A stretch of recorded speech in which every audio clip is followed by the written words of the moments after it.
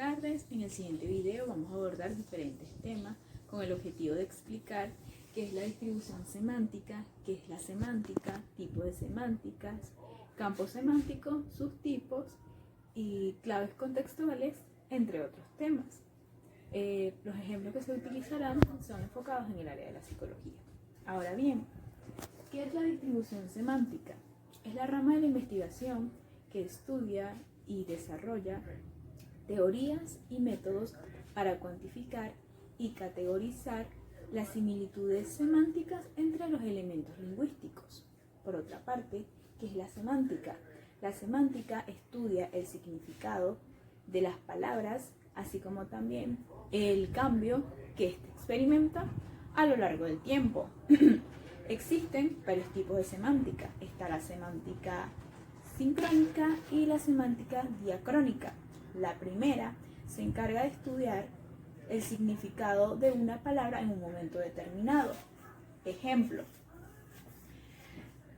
transfer, en español, transferencia. Si hablamos de esto en un contexto económico, se podría decir que su significado sería que es una operación bancaria. Pero al cambiar el contexto, por ejemplo, en el área de la psicología, su significado cambiaría. Transferencia en el área de psicología significa que es un proceso en donde el paciente proyecta sus emociones y sus reacciones en su terapeuta. Otro ejemplo sería displacement o desplazamiento en español. En el área de educación física es el cambio de posición de un cuerpo. En el área de la psicología es el mecanismo de defensa que la mente utiliza para redireccionar las emociones y reacciones que una circunstancia nos está haciendo experimentar hacia otra persona o hacia otra circunstancia, así esto no se relaciona. Por otra parte, la semántica diacrónica es la que estudia, este es el otro tipo, es la que estudia el significado de las palabras, pero los diferentes significados que tiene la misma palabra en diferentes periodos de tiempo. Por ejemplo, sería psyche, que viene siendo psique en español. En la antigüedad era considerada como un sinónimo de alma. Este concepto a través del tiempo se ha ido modificando y psique ahora es más relacionado con los procesos cognitivos, con todo lo que tenga que ver con la mente. También abordaremos el tema del campo semántico. El campo semántico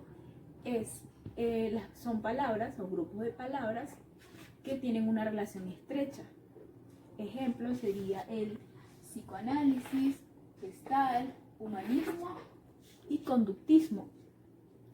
Estas guardan una relación, forman un campo semántico, porque las cuatro son una corriente de la psicología. Es como que agruparlas o categorizarlas bajo un mismo grupo, por así decirlo. Los tipos de campo semántico. Está el campo semántico cerrado, en donde no se pueden agregar más elementos porque por sí solos ya forman en sí un campo semántico. El ejemplo sería las divisiones de la mente, el inconsciente, el subconsciente y el consciente, que son solamente 3. El campo semántico abierto es el que sí se puede ir agregando más términos, más palabras, como por ejemplo los elementos que se encontrarían en consultorio de psicología clínica, que si lápices, lapiceros, agendas, escritorios, entre otros. Campo semántico gradual. Los elementos están implicados a escala, pero con sus diferentes matices. Ejemplo, los estados de ánimo: contento, alegre, dichoso, feliz. Otro campo semántico sería el de antónimos. Esta relación se da por oposición. Ejemplo, alegre, triste. A pesar de que son totalmente opuestos, forman un campo semántico porque ambos son emociones. Y por último, campo semántico asociativo. Se conforma debido a la proximidad de la realidad que se refiere. Un ejemplo sería, por ejemplo, psicología, procesos cognitivos, terapia, conducta, etc.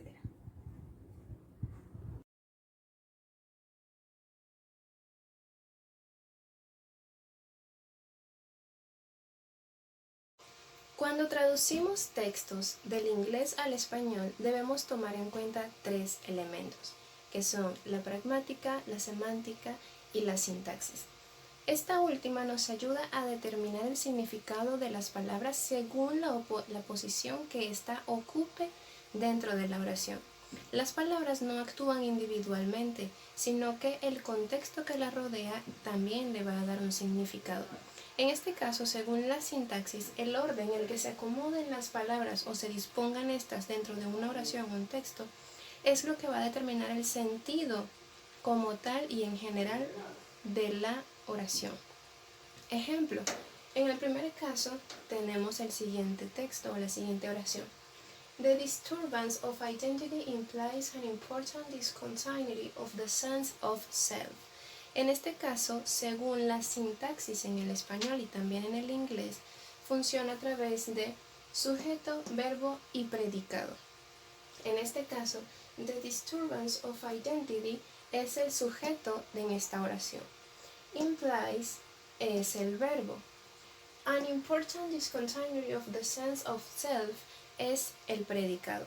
En este caso, si tenemos estas palabras organizadas de esta manera, entendemos que en esta oración dice que la perturbación de la identidad implica una importante descontinuidad en el sentido del yo.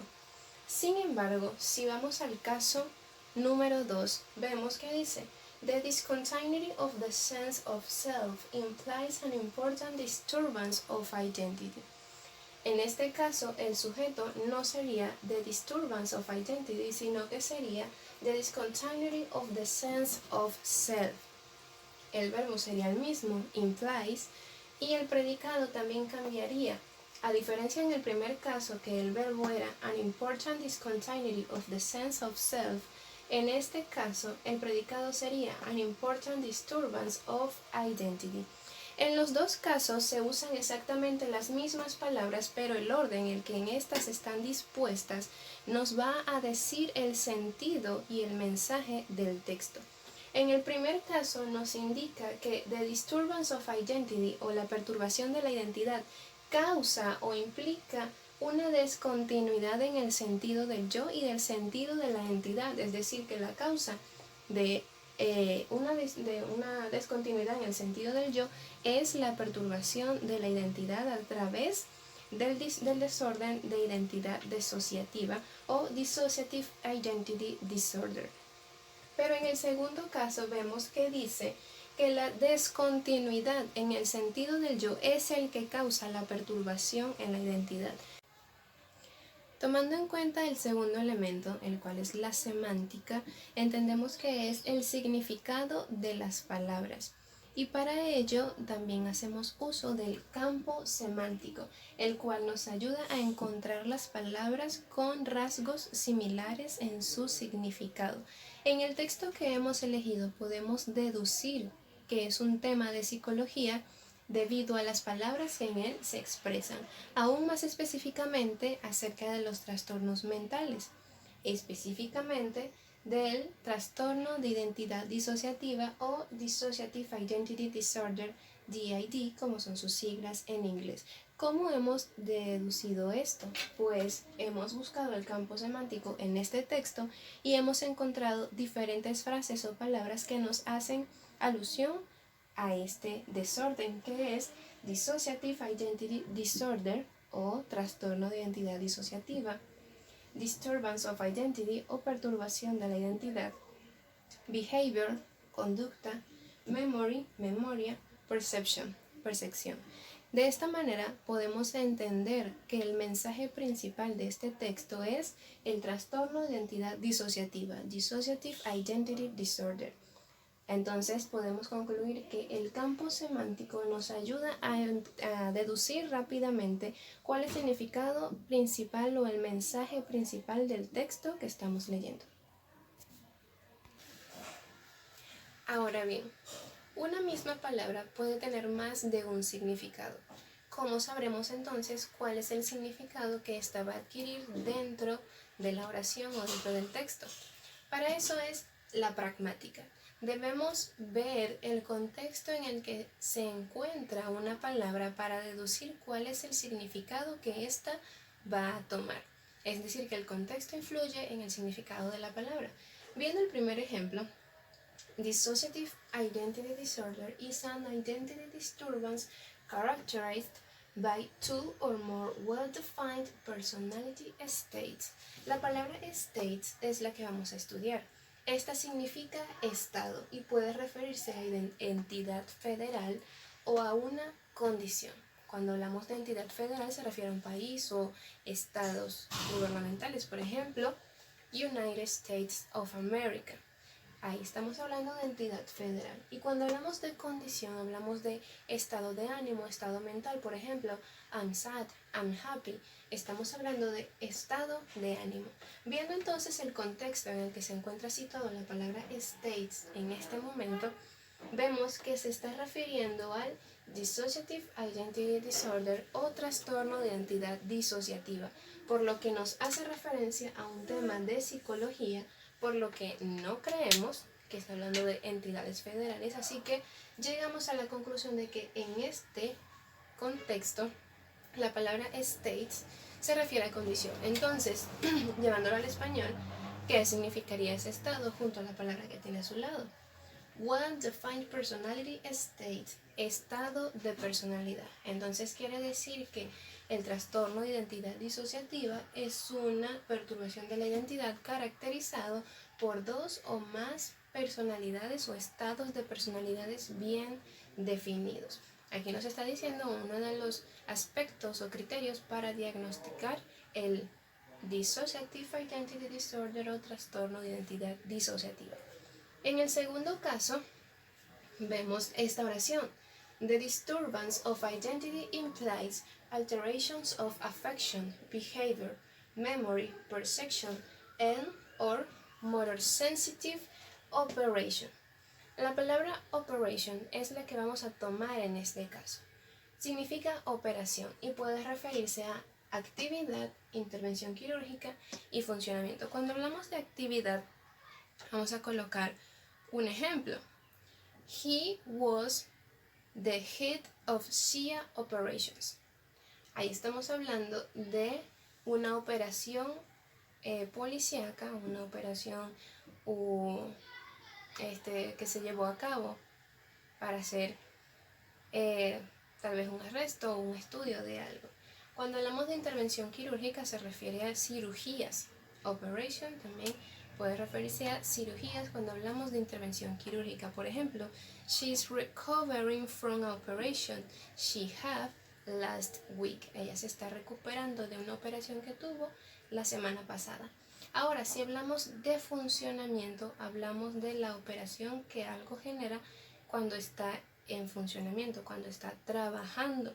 Por ejemplo, the operation and functioning of your memory has been affected by to amnesia. La operación y el funcionamiento de su memoria ha sido afectado por la amnesia. Entonces, yendo de nuevo a este ejemplo, vemos que operation no se refiere ni a actividad ni a intervención quirúrgica, sino a el funcionamiento de la identidad, el funcionamiento de la personalidad. Entonces dice, la perturbación de la identidad implica alteraciones de la afección, de la conducta, la memoria, la percepción y o las operaciones motosensitivas. The disturbance of identity implies alterations of affections, behavior, memory, perception, and or motor sensitive operations. De esta manera vemos que la pragmática nos ayuda a determinar el significado que adquieren ciertas palabras dependiendo del contexto en el que se ubiquen dentro del texto. Vamos a hablar sobre las claves contextuales, que son aquellas pistas o señales, por así decirlo, que nos permiten saber cuál es el significado de una palabra que desconocemos. Esto lo hacemos ubicando las palabras que están alrededor de esa palabra desconocida y así por medio de ello entonces poder deducir su significado. Para que se entienda mejor, acá tenemos un pequeño texto en inglés que al traducirlo en español nos dice que la prevención puede ser primaria, secundaria o terciaria. La primera corresponde a un nivel informativo donde se informa sobre aquello que se desea prevenir y así instruir a aquellos para evitar que suceda. En este caso, la palabra desconocida es instruir. ¿Cómo sabemos qué significa esta palabra? Pues como dije anteriormente, buscamos las que están alrededor. En este caso tenemos la palabra informative, informativo, y those, que significa aquellos. Si es una información que se le da a aquellos, es decir, a personas, y a su vez es para evitar que algo malo suceda, es entonces un conocimiento, es decir, una enseñanza. Entonces quiere decir que instruir significa enseñar, y así entonces es como descubrimos el significado de una nueva palabra. ¿Para qué son útiles las claves contextuales? Primero, para descubrir el significado de una nueva palabra a través de las palabras que la rodean, y así entonces poder comprender mejor el texto. Eso como el ejemplo que les acabo de dar. Segundo, para determinar que hay palabras iguales que cambian de significado según el contexto en el que se presentan. Por ejemplo, yo puedo decir que el psicólogo tiene una cita con su paciente y puedo decir que María cita constantemente la interpretación de los sueños de Freud cuando escribe sobre el psicoanálisis. En estas dos oraciones, aunque uso la misma palabra, cada una tiene un significado diferente. En la primera hago referencia a un encuentro y en la segunda a una cita textual. Acá tenemos un ejemplo en inglés en donde vemos que tienen en común la palabra light. Tenemos dos oraciones. La primera traducida nos dice que al psicólogo le gusta vivir cerca de su consultorio para llegar a tiempo en las mañanas. En la segunda oración dice que el psicólogo presentará hoy una clase sobre el conductismo en vivo. En estas dos oraciones, aunque tenemos la palabra like, cada una tiene un significado diferente. Acá hacemos referencia al verbo vivir, es decir, donde el psicólogo habita. Y acá nos referimos a en vivo, es decir, estar presente en ese momento. Tercero, para encontrar definiciones. Ejemplo, acá tenemos nuevamente un texto en donde traducido nos dice así: conocer la ley de efecto. Respuestas a una situación seguida por un estado de cosas gratificantes es muy importante para comprender cómo ocurre una parte del aprendizaje. Puede que no sepamos qué es la ley de efecto, es decir, no sepamos cuál es su definición. Sin embargo, si observamos bien, en el mismo texto tenemos la respuesta, que sería las respuestas a una situación seguida por un estado de cosas gratificantes. Esa es entonces la definición de la ley de efecto. 4. Descubrir que hay palabras que tienen significados opuestos, es decir, que son antónimos. Acá tenemos un ejemplo que traducido nos dice que Ramón llevó a su hijo al psicólogo por un motivo de consulta manifiesto, pero el psicólogo descubrió que también había un motivo de consulta latente. En este caso, las palabras con significados opuestos son manifest, manifiesto, y layering, latente. También tenemos palabras con significados iguales o muy similares, que es el caso de los sinónimos.